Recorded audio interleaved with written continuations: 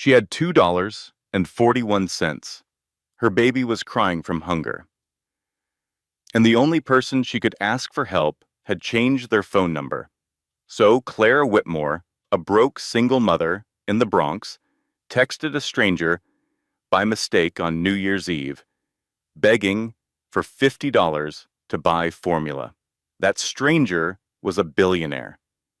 And instead of ignoring her message, he showed up at her door at midnight with groceries in his hands and secrets in his past. But here's where the story gets twisted. That wrong number wasn't wrong at all. Someone planned it. Someone wanted Clara to meet this billionaire. Someone was setting a trap that would nearly destroy her daughter, her mother, and everything she loved. What happens when a desperate mother discovers she's been a pawn in a conspiracy worth millions? What happens when the man who saved her turns out to be just as broken as she is? And what happens when the real enemy isn't a stranger, but someone hiding in plain sight? Tonight, you'll witness betrayal from the people closest to you. You'll see a mother lose her child to a system designed to crush her. You'll watch everything fall apart, not once, not twice, but 3 times. And then you'll see something rare. A woman who refuses to stay down. A woman who fights back. A woman who proves that sometimes the wrong number leads to exactly the right destiny. This is the story of Clara Whitmore, and it starts with $50 that changed everything. The lesson. Here's what this story teaches us. When life sends you to rock bottom, the only way out is through, not around, not over, through. Clara didn't win because she was lucky. She won because she refused to quit. She documented everything. She found allies when she thought she was alone. She turned her greatest weakness into her greatest weapon. And most importantly, she learned that asking for help isn't weakness. It's survival. The meaning. This story reminds us that miracles don't fall from the sky. They come from strangers who choose to care. They come from wrong turns that lead to right places. They come from the darkest moments that force us to find our own light. If you're going through something hard right now, remember, Clara. Remember that your rock bottom might be the foundation for something incredible. The rain came down like punishment from heaven. Clara Whitmore knelt on the wet pavement outside Mercy General Hospital, her 8-month-old daughter, Lily, unconscious in her arms. The baby's skin was pale, too pale.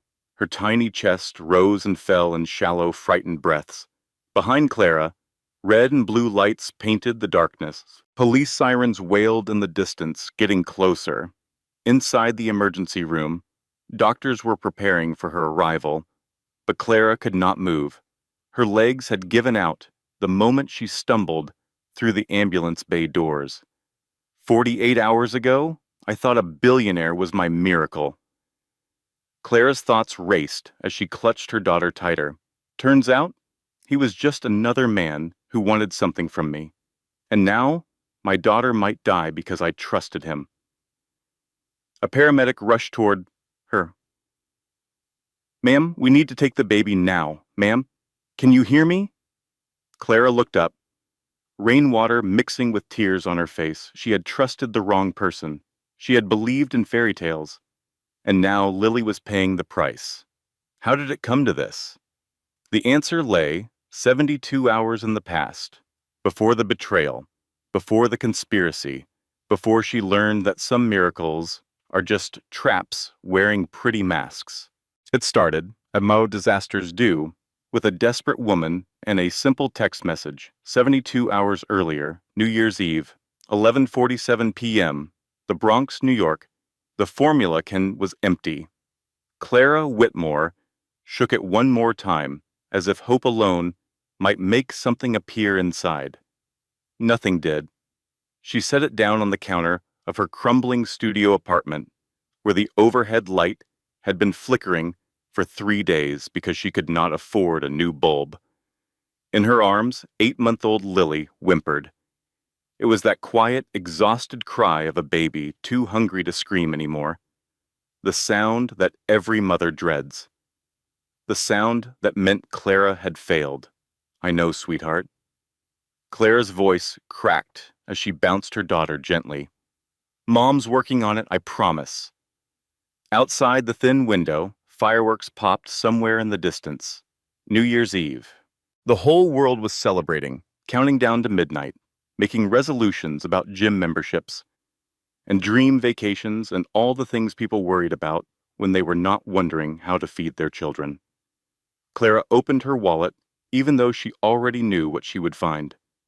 $2.41. Formula cost $18 for the cheap kind. The expensive kind, the sensitive stomach formula that Lily needed because of her reflux, cost $24. She had done the math 100 times. The math never changed. Her phone buzzed with a notification she did not need to read. Rent overdue, 12 days, final notice. The words blurred as tears filled her eyes. Clara walked to the window, still bouncing Lily in that automatic rhythm every exhausted mother knows. From here, if she craned her neck just right, she could see Manhattan's skyline glittering across the river. That other world.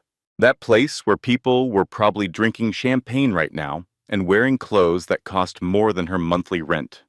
18 months ago, she had been closer to that world. Not rich, never rich, but stable. A real job at Harmon Financial Services in Chicago. Benefits, a desk with her name on it, a husband who said he loved her, a house with a nursery painted yellow because they did not know yet if the baby would be a boy or girl. Then everything fell apart. It started when Clara noticed numbers that did not add up.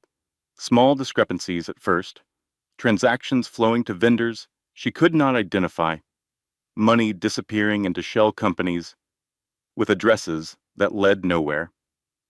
She had asked her supervisor about it. Just a question, just trying to understand. 1 week later, Human Resources called her in.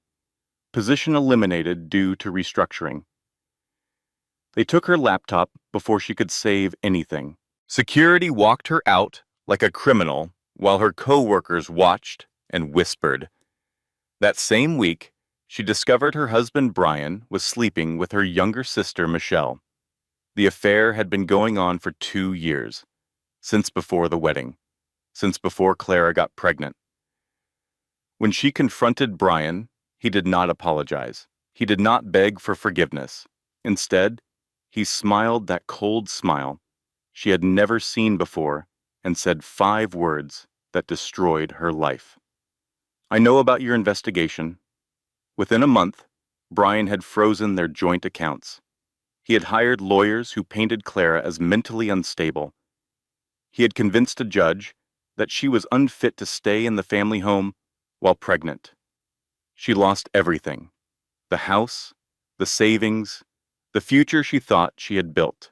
The only person who helped her was Evelyn Marshall, a 67-year-old woman who ran a shelter for homeless mothers called Harbor Grace. Evelyn had given Clara a bed when she had nowhere else to go. She had held Clara's hand during labor when Lily was born. She had helped Clara find this apartment, small and falling apart as it was. Clara had not spoken to Evelyn in 3 months. Pride, mostly. She wanted to prove she could make it on her own. But tonight, with Lily hungry and the formula gone and midnight approaching, Clara had no pride left. She pulled out her phone and found Evelyn's number. The one she had saved 18 months ago and never used. Her fingers shook as she typed. "Mrs. Evelyn, I know tonight is busy, and I'm so sorry to bother you, but I don't have anyone else. Lily's formula ran out and I only have $2. I just need $50 to get through until my paycheck Friday. I promise I'll pay you back. I'm so sorry. I'm so ashamed. Please." She hit send before she could talk herself out of it. 11:51 p.m. What Clara did not know, what she could not possibly know, was that Evelyn Marshall had changed her phone number 2 weeks ago. The old number now belonged to someone else entirely. Someone who would change Clara's life forever. For better or for worse, she had not yet decided. Manhattan, the Mercer penthouse, same moment. 47 floors above the glittering madness of Times Square, Ethan Mercer stood alone in an $87 million penthouse that felt more like a prison than a home. The space around him was a monument to success. Italian marble floors polished to a mirror shine, museum-quality art that cost more than most people earned in a lifetime. Furniture designed by architects whose names appeared in textbooks. Through floor-to-ceiling windows, he could see Central Park to the north, the Hudson River to the west, the endless sprawl of downtown Manhattan to the south. On the kitchen island, a bottle of Dom Perignon sat untouched.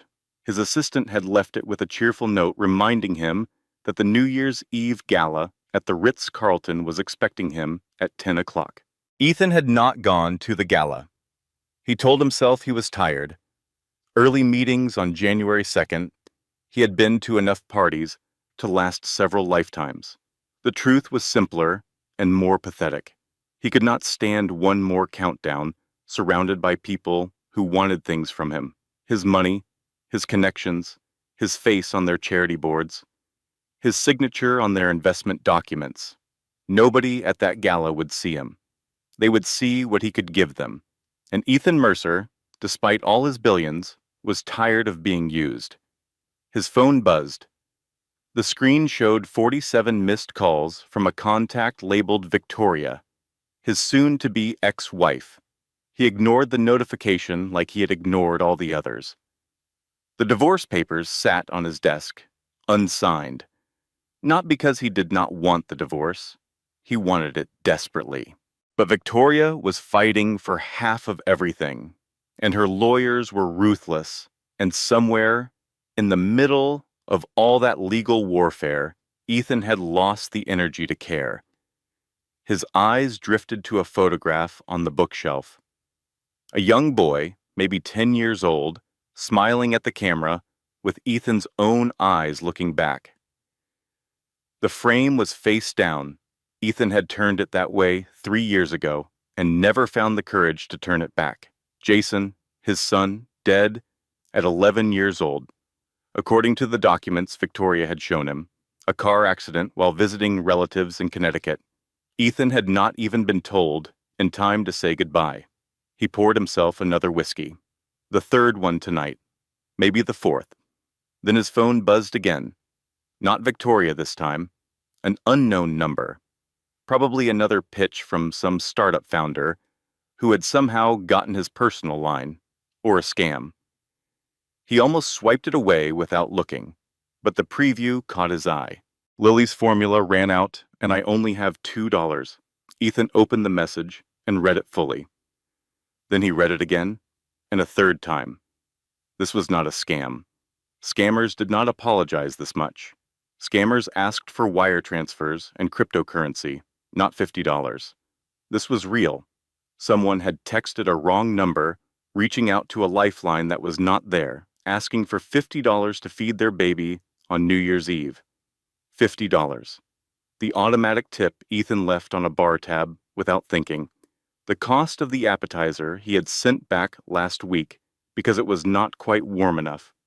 The amount he spent on coffee in a single day without noticing. Something cold moved through his chest, a memory he had spent 30 years trying to bury. Queens. A one-room apartment above a laundromat. His mother Dorothy on the phone, crying, begging someone whose voice Ethan could not hear. Please, I just need $50 for his medicine. Please, I'll pay you back, I promise. Please don't hang up. The person hung up. 3 weeks later, Dorothy Mercer was dead.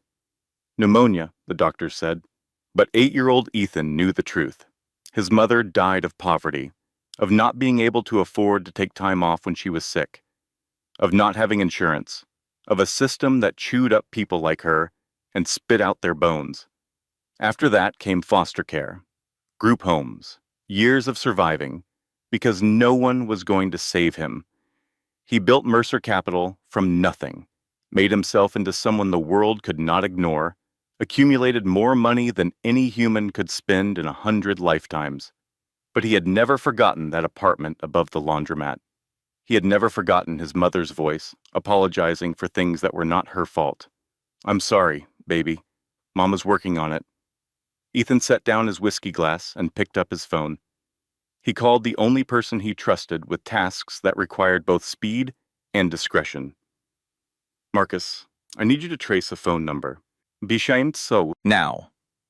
His head of security did not ask questions. That was why Ethan paid him $300,000 a year. 12 minutes later, Ethan had everything. Clara Whitmore, 34 years old, address apartment 4F, 1847, Sedgwick Avenue, Riverdale, the Bronx. Single mother, one daughter, 8 months old. Former senior accountant at Harmon Financial Services in Chicago. Terminated 3 months ago under suspicious circumstances. Currently working part-time as a cashier at Quick Mart for $12.75 an hour. No benefits. The credit report made his chest tight. Maxed out cards, medical debt from childbirth that she was paying down $25 at a time, a car repossessed 2 months ago, preliminary eviction paperwork filed 3 days ago.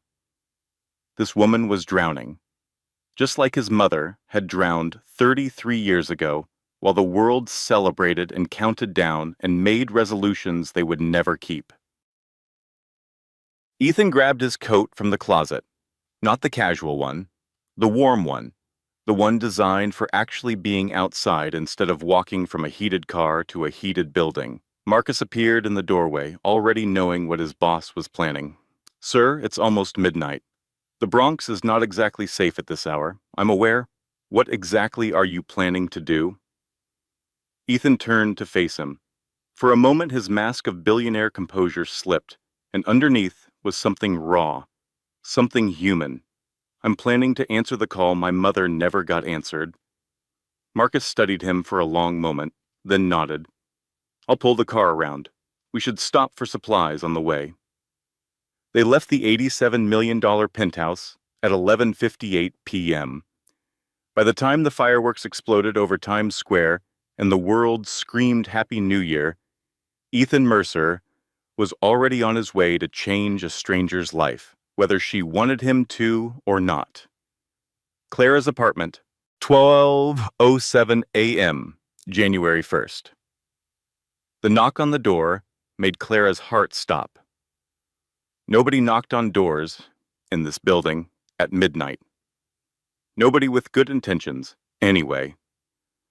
The hallways were not safe after dark. Everyone knew that.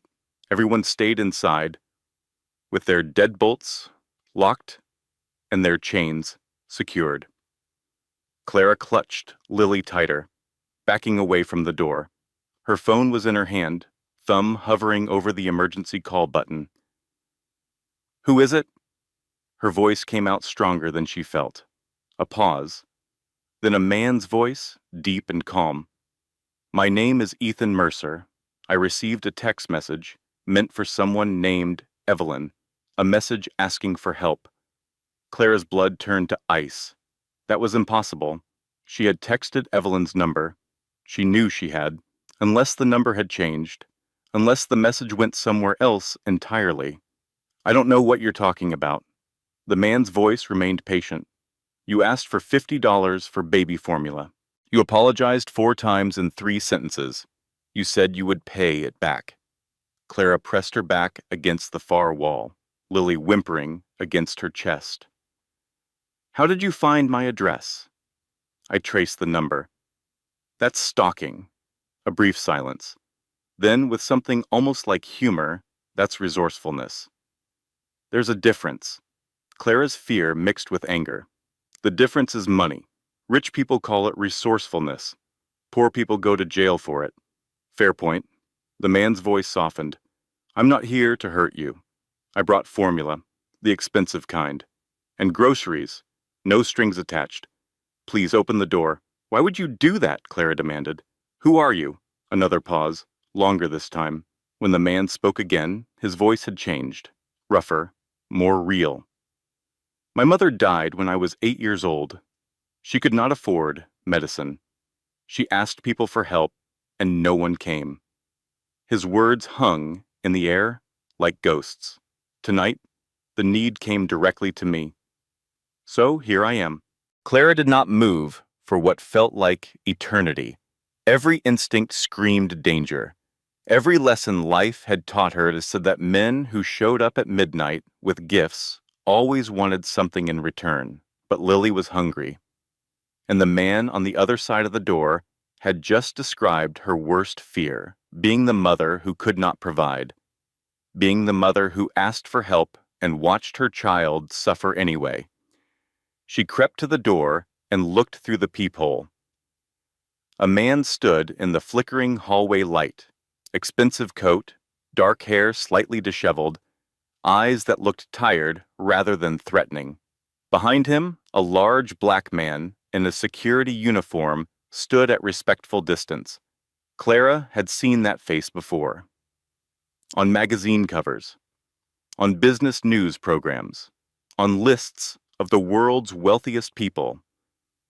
Ethan Mercer, the billionaire, the orphan who built an empire, the man whose charity foundation helped shelters all over the country, including, she realized with a jolt, Harbor Grace, the shelter where Evelyn Marshall worked. Her fingers trembled as she unlatched the chain. The door opened 3 inches. Their eyes met through this gap. You're really him. Clara's voice was barely above a whisper. You're actually Ethan Mercer. I am. He held up shopping bags, and she could see formula cans inside. The premium brand, 3 of them. And you're Clara Whitmore. Now, may I please come in before your daughter gets any hungrier? Clara looked at the bags. She looked at her daughter, whose cries had faded to exhausted whimpers. She looked at the man who had every reason to be celebrating in a penthouse tonight, but was instead standing in a moldy hallway in the Bronx. She opened the door. The apartment was the saddest space Ethan had ever entered.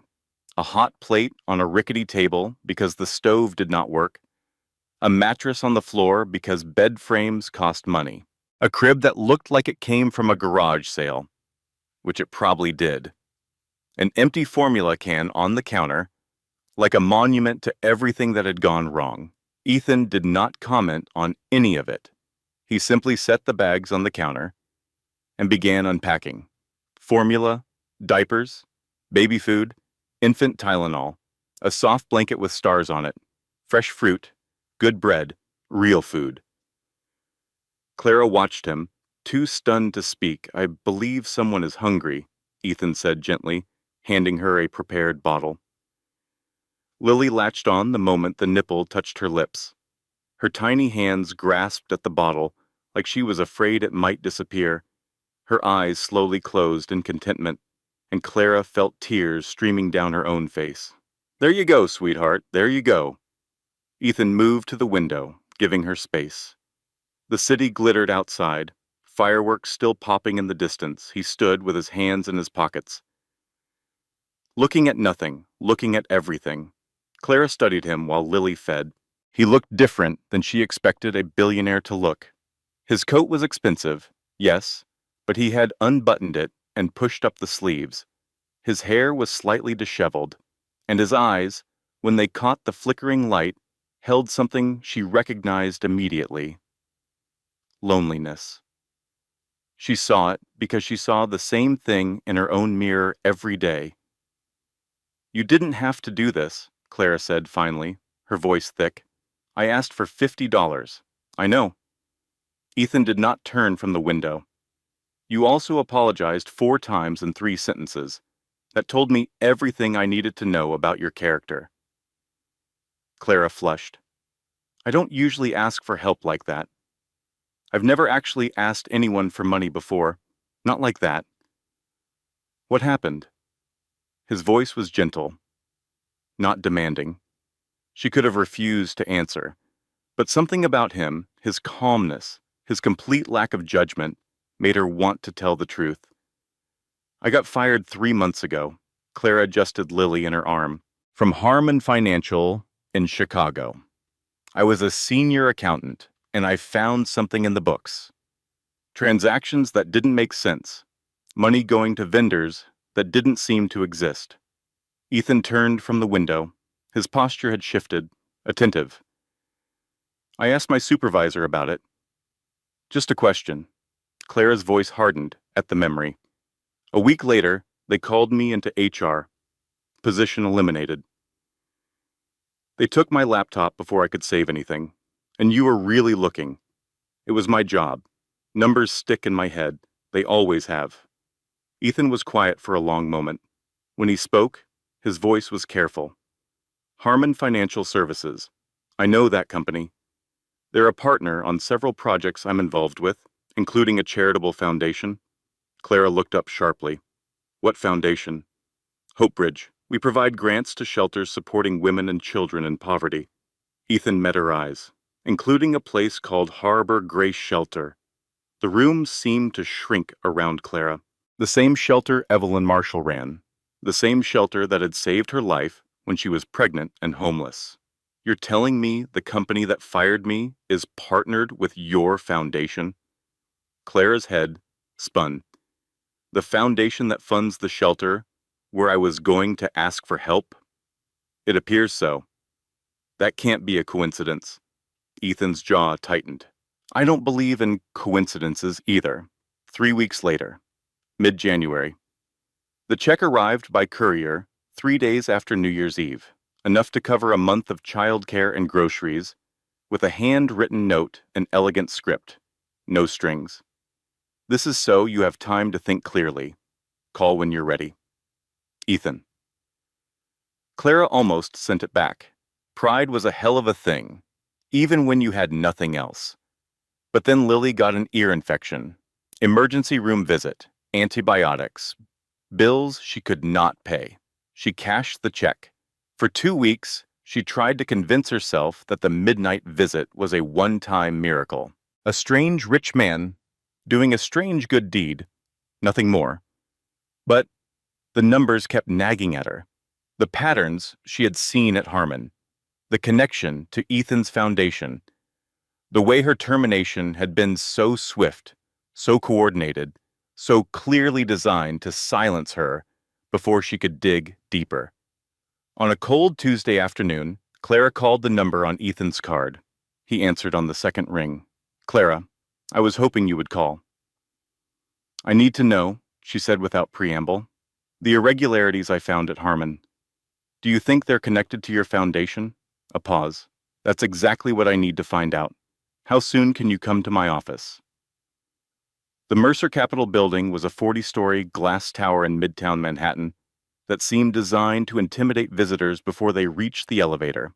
It was definitely working. Clara wore her only interview outfit. A black blazer from Goodwill that almost fit. Pants that did not quite match. Shoes she had polished until the scuffs nearly disappeared. She felt like a fraud walking through the marble lobby, surrounded by people, in clothes that probably cost more than her monthly rent. Lily was at daycare for the first time since Clara lost her job. That alone felt like a miracle. The executive floor was glass and chrome and carefully positioned greenery.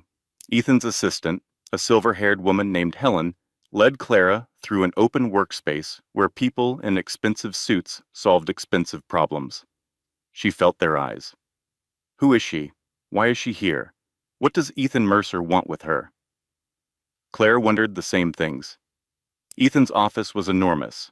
Windows on 2 sides framed Manhattan like a photograph. A desk the size of a small aircraft carrier. Art that belonged in a museum. And Ethan himself, standing by the window in a charcoal suit. Looking nothing like the man who had carried grocery bags into her crumbling apartment. Clara. Please sit. She perched on the edge of an expensive leather chair. Ethan took the seat beside her instead of behind the desk. Before we talk about work, I want to make something clear. Whatever you decide today, The help I've already provided comes with no conditions. If you don't want this job, you're under no obligation. Those were gifts, not payments. Clara had not expected that. The men in her life had always attached strings. Her husband Brian had used money as a weapon. Her father had controlled her mother the same way. Gifts that became chains, kindness that became debt. I understand, she said carefully. Good. Ethan leaned back. I've had my team run a quiet audit of transactions between Harmon and my Hope Bridge Foundation. What we found was concerning. Clara's stomach dropped. What did you find? Nothing conclusive, which is suspicious. The records are too clean, too perfect. In my experience, when something looks that perfect, it's been manufactured. I don't have proof. They took everything. You have your memory. Ethan's eyes met hers. You said numbers stick. They do. Clara nodded slowly. But I can't go to the FBI and say I remember transactions I can't document. No. But you can help me find new evidence. Clara stared at him. The afternoon light caught the exhaustion in his face, the determination underneath it. I want to hire you, Ethan continued. Not as a regular accountant. I need you working directly with me. Special projects, internal investigations. Why me? You have teams of auditors, people with credentials, people with experience, people who might be compromised. His voice hardened. The person I suspect has been here from nearly the beginning. He has allies everywhere.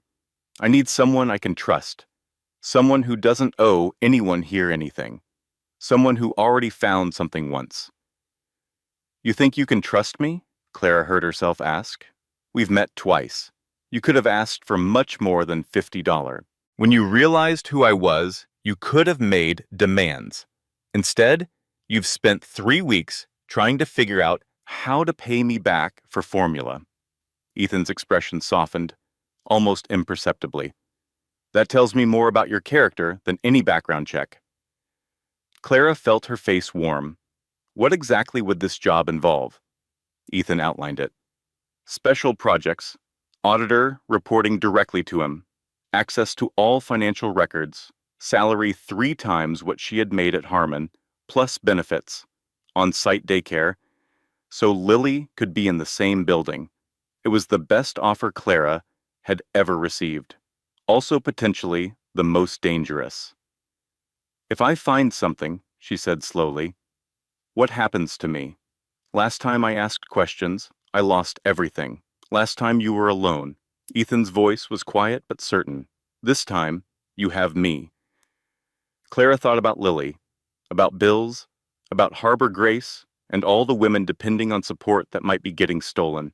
About her mother, still recovering from a stroke in an Ohio nursing home, still needing care Clara could barely afford to provide. When do I start? 1 month later, late February, Clara learned to watch Douglas Crane without appearing to watch him. Ethan had not explicitly told her who he suspected, but she was not stupid. The CFO of Mercer Capital was 52 years old, silver-haired and silver-tongued, with charisma that made people want to agree with him even when they knew better. He had been Ethan's partner since nearly the beginning. One of the first investors. One of the architects of the company's growth. He was also the person who signed off on all charitable disbursements. Every time Crane walked through the office, people straightened in their seats. Every time he smiled, it felt like a transaction. Miss Whitmore. Crane approached her in the break room one afternoon, coffee cup in hand. His smile did not reach his eyes. I don't believe we've been properly introduced. Douglas Crane. Mr. Crane, nice to meet you. Ethan tells me you're working on special projects. His tone was light, conversational, very mysterious. What exactly are these special projects? Mr. Mercer has me well set up. Clara kept her voice neutral. Internal auditing, compliance review, nothing exciting. Of course, another smile. Well, if you need anything, my door is always open. He walked away, and Clara felt the hair rise on the back of her neck. She texted Ethan immediately. Crane introduced himself, asked about my work. The reply came seconds later. We knew he'd notice. Be careful. Weeks turned into months. Clara settled into a routine. Daycare drop-off at 7:30. Work until 6. Dinner and bath time and bedtime stories. And somewhere between spreadsheets and sleepless nights, she began to find the pattern. It was elegant. Whoever designed this theft had skill. Small amounts, never enough to trigger automatic flags. Distributed across dozens of vendors, many of them legitimate, until you trace the money further. Shell companies in multiple jurisdictions. Trails that went cold just when you thought you had found something. But Clara's memory did not let trails go cold. She remembered the vendors from Harmon. She found the same names, or suspiciously similar ones, in Hope Bridge's records. Someone had been stealing from the foundation for years, millions of dollars that should have gone to shelters, to children's programs, to people like her, diverted into accounts she was slowly tracing back to their source. And all the authorizations led to Douglas Crane. On a Thursday evening, in late February, Clara presented her preliminary findings to Ethan. They were alone in his office, the city lights glittering outside. This is Crane. She spread printouts across his desk. The shell companies trace back to entities he controls. The timing of transfers correlates with his travel schedule. And these transaction patterns are identical to what I saw at Harmon. Ethan studied the documents. His face was unreadable, but she could see the tension in his shoulders. How long? At least 5 years. Possibly longer. How much? Clara had done the math. Between $12 and $15 million. Ethan set the papers down carefully. Douglas Crane. I trusted him with everything. He was there when I was nothing, just a kid with an idea and no backing. He believed in me before anyone else. I'm sorry. Don't be. You did your job. He looked up, his eyes meeting hers. We need more. Crane has lawyers. Good ones. We need a witness who can connect the dots. I might know someone. Claire had been preparing for this. When I worked at Harmon, there was a manager named Tommy Richardson. He tried to warn me once. I think he knew what was happening, but was too scared to say anything. Find him carefully. That night, Clara went home feeling something she had not felt in months. Hope. They were close. Close to exposing the truth. Close to justice. She bought Lily a new toy with her first paycheck. She smiled at strangers on the subway. She allowed herself, for one dangerous moment, to believe that things might actually be okay. The hammer fell the next day. Clara came home from work to find her apartment door open. Inside stood her landlord, 2 police officers, and a woman in a gray suit holding a clipboard. Ms. Whitmore, the woman stepped forward. I'm Sandra Peters, from Child Protective Services. We've received an anonymous report of child neglect. We need to inspect your living conditions. Clara's blood turned to ice. What? No, that's not possible. I haven't done anything wrong. The officers spread through the apartment.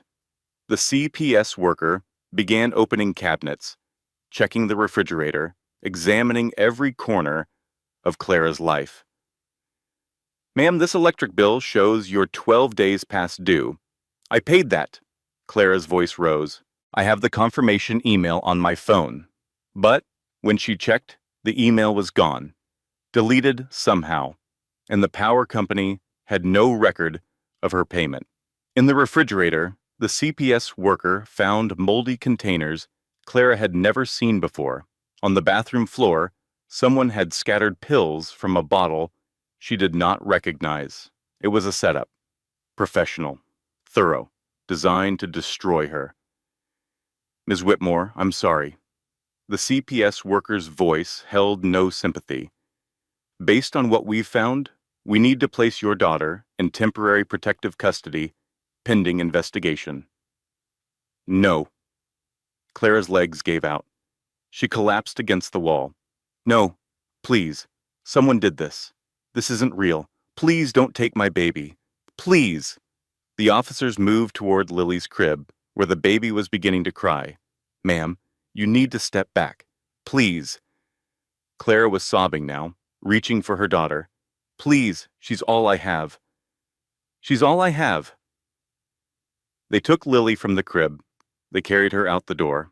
They put her in a car and drove away, while Clara screamed in the hallway, screamed until her voice gave out, screamed until the neighbors stopped looking, and closed their doors because this was the city and people minded their own business. When the silence finally came, Clara sat on the floor of her empty apartment, surrounded by evidence she had not planted, and understood the truth. Douglas Crane was sending a message: stop digging or lose everything, the next morning. Mercer Capital. Clara arrived at Ethan's office looking like a ghost. Red-rimmed eyes, hands that would not stop shaking, a voice that cracked on every other word. Crane did this. She stood in front of Ethan's desk, too wired to sit. He's trying to silence me.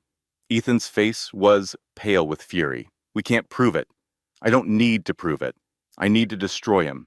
If we move too fast, we lose everything. We need evidence. We need documentation. We need a case that will actually hold up. My daughter's in foster care, Claire exploded. Evidence can wait. Lily can't. Ethan rose from his chair and crossed to her. His hands found her shoulders, steadying her. Listen to me. His voice was low, intense. I understand. I understand more than you know. But if we go after Crane without a solid case, he wins. He buries us in legal proceedings. He claims defamation. He ties us up in courts for years while your daughter stays in the system. Clara's tears were hot on her cheeks. Then what do I do? How do I get her back? We get you a lawyer, a good one. We prove the evidence was planted. We get Lily home. Ethan's grip on her shoulders tightened. And then we finish what you started. We take Crane down properly. But Clara could not wait. Against Ethan's advice, she stormed into Crane's office that afternoon, past his startled assistant, past the security guard who reached for her arm. Crane looked up from his desk with an expression of mild interest. Miss Whitmore, you seem upset. Family trouble? I know what you're doing. Clara's voice shook with rage. The shell companies, the stolen funds, the money you've been siphoning from Ethan's foundation for years. Crane leaned back in his chair. That's quite an accusation. Do you have any evidence? You took my daughter. I have no idea what you're talking about. Crane's smile was ice. But I will say this. He rose from his chair, crossed the room, stopped close enough that Clara could smell his expensive cologne. Your mother, he said softly. She works at Sunrise Nursing Home in Ohio, doesn't she? Room 412? Had a stroke last year. Needs constant care. He tilted his head. She seems so fragile these days. It would be a shame if her care became complicated. Clara's blood went cold. Walk away, Miss Whitmore. Crane's whisper was almost gentle. Take whatever Ethan's paying you and disappear. Find a new life, somewhere far away. Or watch everyone you love suffer. Your daughter, your mother, anyone else you get close to. He stepped back, adjusting his tie. Now, if you'll excuse me, I have a meeting. Close the door on your way out. Clara walked out of his office on legs that felt like water. She made it to the elevator before she started shaking. She made it to the parking garage before she threw up. That night, she called Tommy Richardson from a burner phone. The former Harmon manager agreed to meet her at a diner in Jersey City. Somewhere Crane's people could not easily follow. Tommy was thinner than she remembered. Nervous. His eyes kept darting to the windows. You want to take down Crane? He laughed bitterly. Lady, people who try that end up ruined. Or worse. I'm already ruined. Clara's voice was flat. He took my daughter. What else can he do? Tommy was quiet for a long moment. Then he reached into his jacket and pulled out a USB drive. I have files, he said. Everything. Transaction records, internal emails, wire transfer confirmations. I copied them the week before they fired me. I've been too scared to use them for 5 years. Clara stared at the small plastic rectangle that could change everything. Give them to me. They'll kill us. Tommy's hand was trembling. You understand that, right?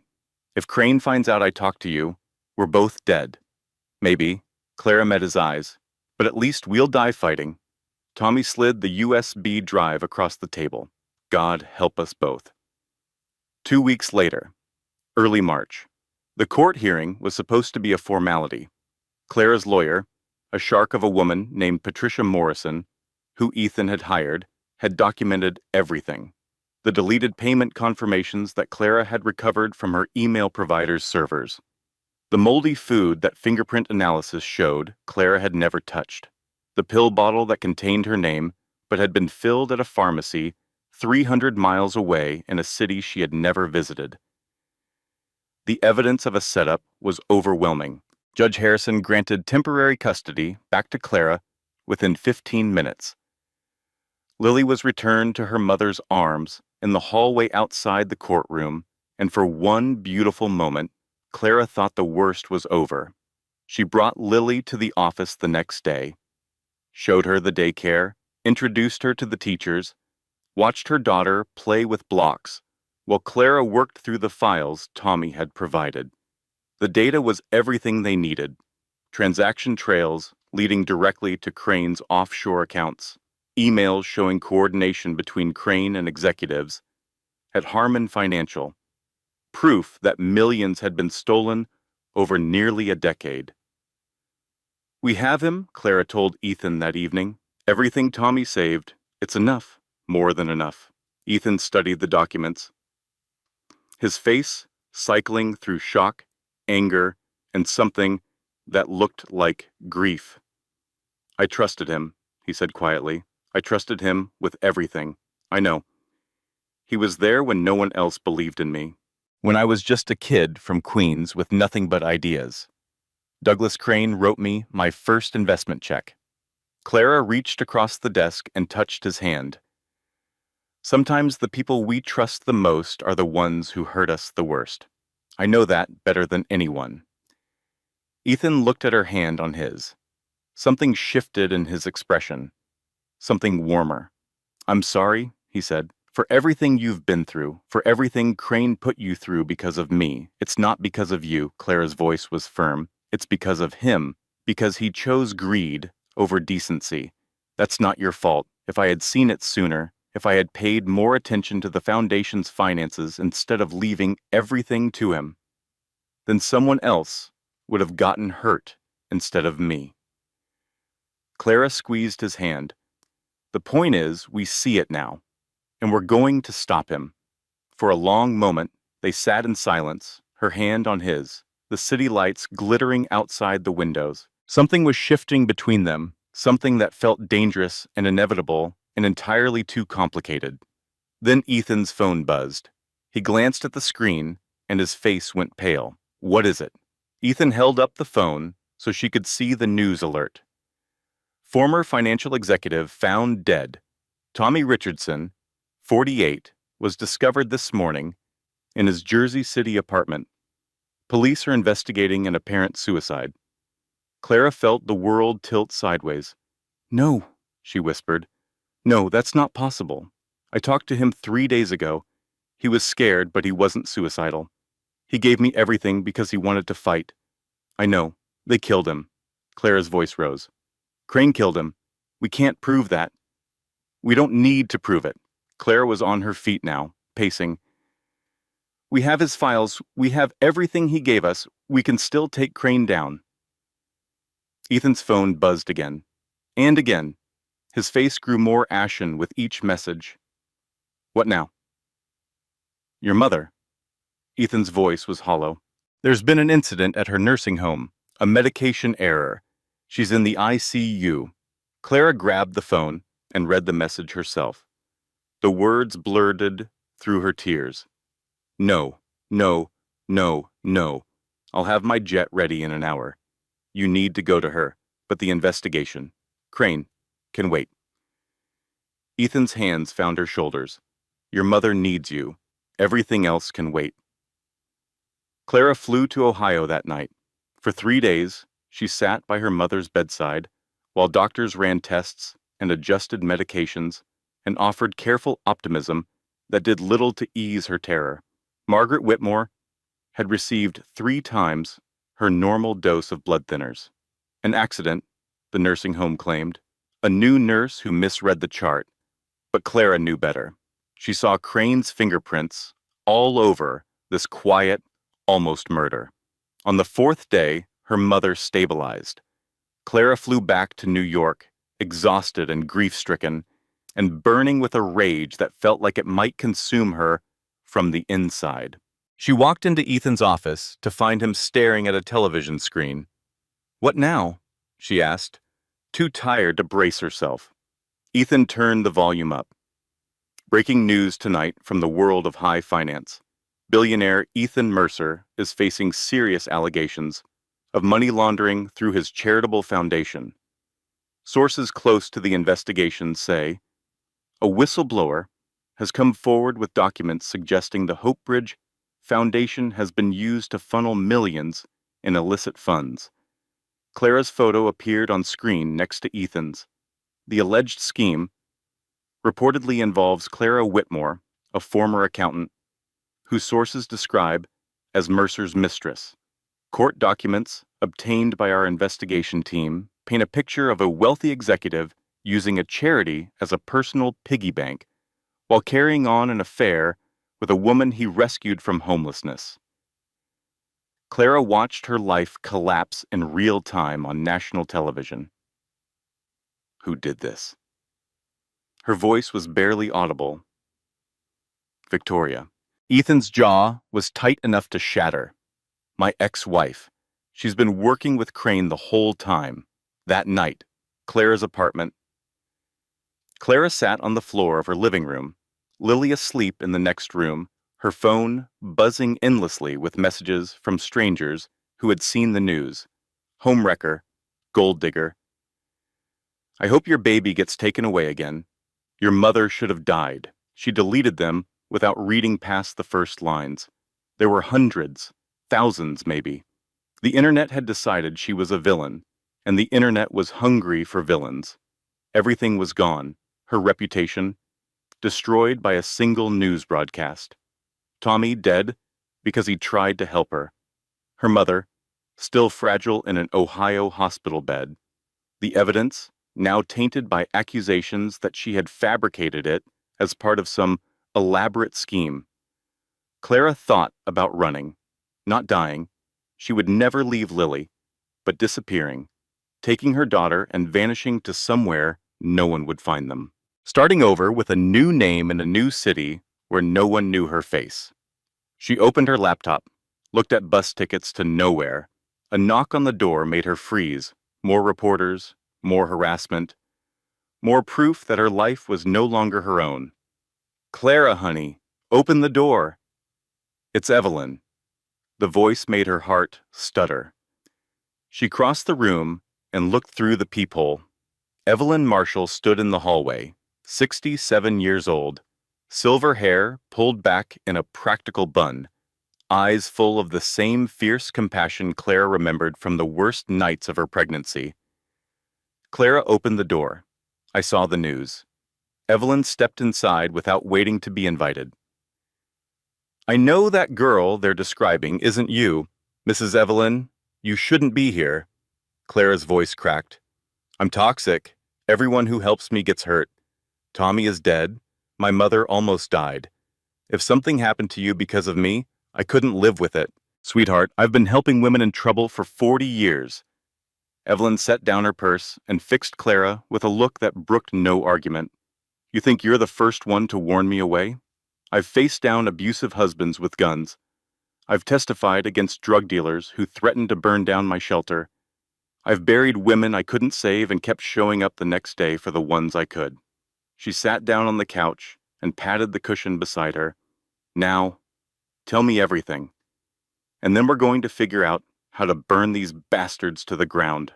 Clara sat, and she talked. For 2 hours, she told Evelyn everything.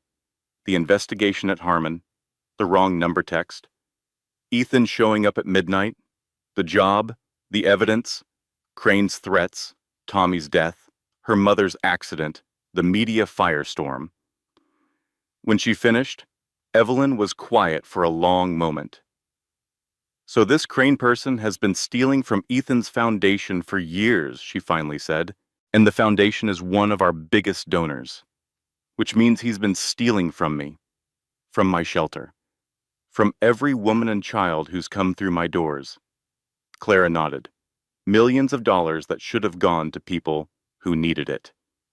Evelyn's eyes turned to steel. Then we don't just expose him, we destroy him. The next day, Clara called Ethan. I have a plan, she said, but it's risky. More risky than doing nothing and watching Crane walk away with everything. Number Clara took a breath. I want to set a trap. I want to make Crane confess on the record. I'm listening. 3 days later, the Mercer penthouse.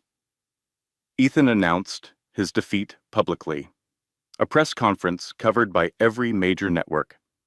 After careful consideration, he said, reading from a prepared statement, I have decided to step down from my position as CEO of Mercer Capital. Douglas Crane will assume leadership of the company effective immediately. I want to thank Douglas for his years of service and his willingness to take on this responsibility during a difficult time. The business world reacted with shock. Ethan Mercer surrendering, handing his empire to the man accused of robbing him. But Crane bought it. Victoria bought it. They thought they had won. 3 days after the press conference, Crane received an invitation to a private celebration at the Mercer penthouse. Just the 4 of them. Ethan, Victoria, Crane, and Margaret Sullivan, the company's chief legal officer. A victory toast, the invitation said. Time to put the past behind us and move forward. What Crane did not know was that Margaret Sullivan had been working with Ethan for months, quietly gathering evidence, waiting for the right moment. What Victoria did not know was that Clara was already in the penthouse, hidden in a service room off the main hall, recording every word. What neither of them knew was that the FBI was listening live. The celebration began at 8 o'clock. Champagne was poured. Pleasantries were exchanged. Crane made a toast to new beginnings. Then Ethan set down his glass and let his mask slip. 12 years, he said quietly. 12 years, Douglas. I gave you everything. I trusted you like a brother. And the whole time you were stealing from me. Crane's smile flickered. Ethan, we agreed to put the past behind us. No, we agreed to celebrate. And I want to know what we're celebrating exactly. Ethan's voice hardened. The millions you stole? The charities you robbed? The people who died because money that should have helped them ended up in your offshore accounts? This is absurd. Crane set down his champagne glass. I thought we had an understanding. We do. Ethan's eyes were cold. I understand now what you really are. Victoria stepped forward, her face tight with anger. Ethan, don't do this. You'll regret it. Will I? Ethan turned to face his ex-wife. Will I regret knowing that my partner and my wife were sleeping together for 7 years while I built an empire you both planned to steal? The room went silent. How long did you think I was stupid, Victoria? How long did you think I wouldn't figure it out? Victoria's composure cracked. You were always too busy saving strangers to notice what was happening in your own house. I was building a legacy. I was trying to help people. You were playing hero while I did the real work. Victoria's voice rose. I introduced you to every investor. I made every connection that mattered. And what did I get? A prenup that leaves me with nothing. Crane moved to stand beside Victoria. Ethan, let's be reasonable. We can work this out. There's no need for accusation that can't be proven. Can't they? Ethan reached into his jacket and pulled out a folder. I have records, Douglas. Every shell company, every wire transfer, every signature you thought was hidden. Crane's face went pale. Where did you get those? It doesn't matter. What matters is that I know, and soon, everyone will know. You think you can use those against me? Crane's voice turned ugly. I have lawyers who will eat you alive. I have connections you can't imagine. People more powerful than you have tried to take me down and failed. From her hiding spot, Clara watched the monitors showing the penthouse's interior cameras. She held her breath as the confrontation escalated. And Tommy Richardson, Ethan asked, what happened to him? Crane shrugged. Loose ends get tied. It's business, he confessed. On camera, to murder. Victoria moved to Crane's side. Tell him the rest, Douglas. Tell him about his precious little charity case. Crane's smile returned. Ah yes, Clara Whitmore, your homeless damsel in distress. Did you really think that was coincidence, Ethan? A wrong number text that just happened to reach you at your lowest moment? Ethan's expression flickered. What are you saying? Victoria laughed. I changed Evelyn Marshall's phone number 2 weeks before New Year's. I made sure that pathetic text went to you instead. I wanted you to find Clara. Why? Because I needed a scapegoat. Victoria's voice was triumphant. When the money started disappearing, when questions started being asked, I needed someone to take the fall. A desperate single mother with a history of making accusations? Perfect. I just didn't expect you to fall in love with her. Clara felt her blood freeze. She had been a pawn from the very beginning. Everything she thought was fate had been manipulation. But there was more. Tell him about the boy, Crane said softly. Tell him about Jason. Ethan went still. What about Jason? Victoria's smile was cruel. Your son? Ethan. The one you abandoned? The one you thought died in that car accident 3 years ago? He's dead. You showed me the death certificate. I showed you what I needed you to see. Victoria leaned forward. Jason is alive. He's been living in Connecticut the whole time, with my sister. I've been raising him as my nephew for 3 years. Ethan staggered like he had been shot. You told me my son was dead. His voice was barely a whisper. You let me grieve. You watched me fall apart. And he was alive the whole time? And when this is over, Victoria said, you'll never see him again. Clara had heard enough. She stepped out of the service room, phone in hand, recording light blinking. Wrong. Crane and Victoria spun to face her. Clara held up the phone. The FBI has heard everything.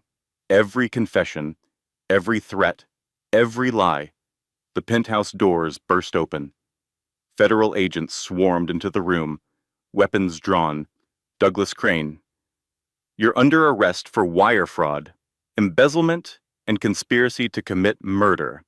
Victoria Mercer, you're under arrest for conspiracy to commit fraud and kidnapping. Crane lunged toward Clara, but agents intercepted him before he got close.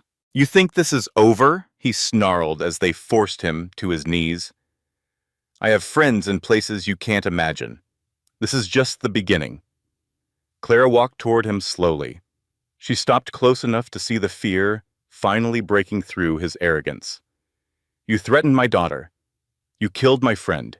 You tried to murder my mother. And you thought I would run? She leaned down until her face was inches from his. I'm a mother from the Bronx. We don't run. We survive, and then we win.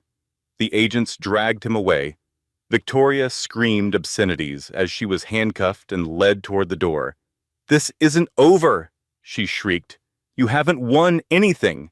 But she was wrong. They had won everything. 6 months later, October. The trials made national news for weeks. Clara testified for 3 days. Every detail she remembered, every number, every transaction, every threat. The jury watched surveillance footage of Crane confessing to murder. They read emails showing years of coordinated theft. They heard audio of Victoria admitting she had faked a child's death to torture her own husband. The verdicts came on a Friday afternoon in early October. Douglas Crane, guilty on 47 counts of wire fraud, embezzlement, and conspiracy to commit murder, sentenced to 47 years in federal prison.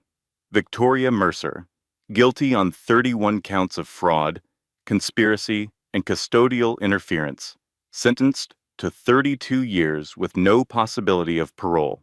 3 executives from Harmon Financial received sentences ranging from 15 to 25 years. The Hope Bridge Foundation was restructured under new leadership.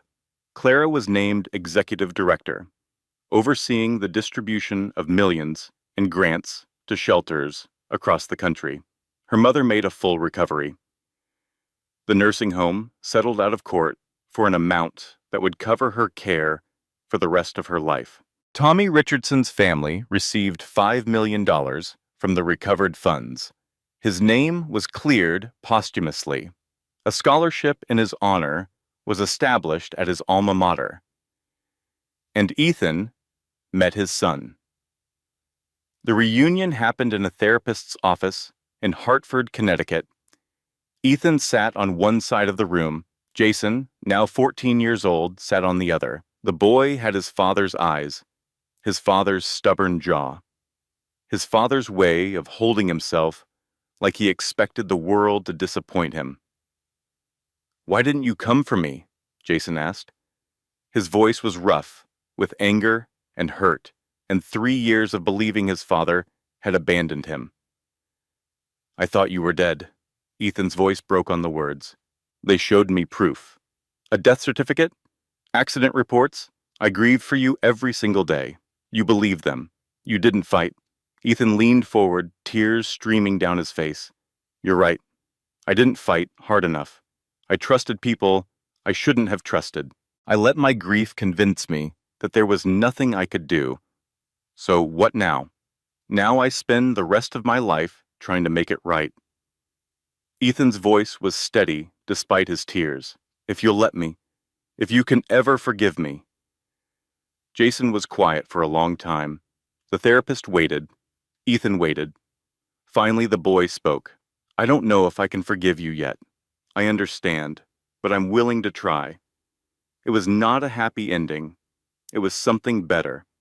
A beginning." Udol the tao, babisai, bela belanam bushab, mazalmira, denem sibam, tabam tetabibam skitsab, betan diamamsum, abim betabitabamt. New Year's Eve, 1 year after the wrong number text. The penthouse looked different now. Photos covered the walls. Clara and Lily at the zoo. Ethan and Jason at a basketball game. All 4 of them at the beach, laughing at something the camera could not capture. There were toys on the floor, baby gates in the hallways, a high chair in the kitchen, and juice boxes in the refrigerator. The $87 million museum had become a home. Clara stood by the window, watching fireworks explode over Manhattan. Lily, now almost 2 years old, was asleep in the nursery down the hall. Jason was on the couch, teaching Evelyn Marshall's grandson how to play a video game. Ethan appeared beside her, sliding his arm around her waist. "1 year ago," she said softly, "I texted the wrong number. Best mistake you ever made." Clara smiled. "Second best. The first was letting you through the door." Ethan turned her to face him. The city lights caught the wetness in his eyes, the happiness. "I spent 30 years running from what happened to my mother, building walls, pushing people away, convincing myself that I was safer alone. And now I have a family." He pulled her close. "Now I have you, and Lily, and Jason, and I have no idea what I did to deserve any of it." Clara kissed him softly. "You showed up. When a stranger asked for help, you showed up.